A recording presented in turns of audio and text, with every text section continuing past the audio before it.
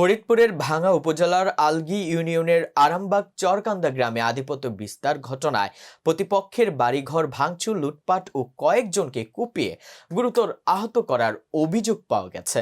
শনিবার বিকেল থেকে শুরু হয়ে রাতের আধারে চলে হামলার ঘটনা। এতে কমপক্ষে 10 জন আহত হয়েছে। আহতরা হলো আরামবাগ চরকান্দা গ্রামের ভুলু মোল্লার ছেলে মোহাম্মদ শামীম মোল্লা ও মোহাম্মদ শাহিন মোল্লা। আহতদের ফরিদপুর মেডিকেল কলেজ হাসপাতালে ভর্তি করা হয়েছে। পুলিশ ও স্থানীয় সূত্রে জানা যায়, আলগী ইউনিয়নের চরকান্দা গ্রামে আধিপত্য বিস্তার নিয়ে ভুলু মোল্লা ও রব মোল্লার মধ্যে দীর্ঘদিনের যাবৎ বিরোধ চলছিল। শনিবার বিকেলে প্রতিপক্ষ রব মোল্লার লোকজন একজোট হয়ে অতর্কিতভাবে ভুলু মোল্লার বাড়ি সহ বেশ কয়েকটি বাড়িতে হামলা, ভাঙচুর ও লুটপাট চালিয়ে ক্ষয়ক্ষতি সাধন করে।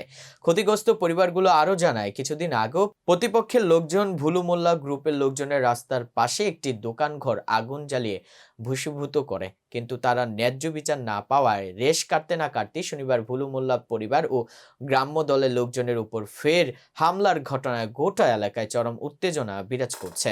ভাঙ্গা থানা পুলিশ জানায়, আধিপত্য বিস্তার নিয়েই সংঘর্ষের ঘটনায় পরিস্থিতি পুলিশের নিয়ন্ত্রণে।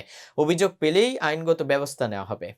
তারপরে রিজাউল, শাহাদাত, আহাদাত আর ওই যেটা আরো জুরুকানে সালজুয়েল কয়েকবারই নালিশ করছে তার গার্জিয়ানের কাছে যে এইগুলো করা ভালো না।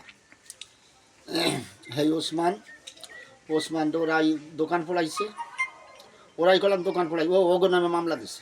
ওই যে ওসমানের সাথে গ্যাঞ্জাম হয়েছে। মোহাম্মদুল্লাহ এরা আমার বাসুরি ছেলে যাবার গেছিল, তাকে হইতে বুঝাইয়ে মাইরে হাত করে টাইনি নিয়ে গেছে, বাড়ির কাছে নিয়ে ফুয়ারির ভিতরে হেলাই দিছে।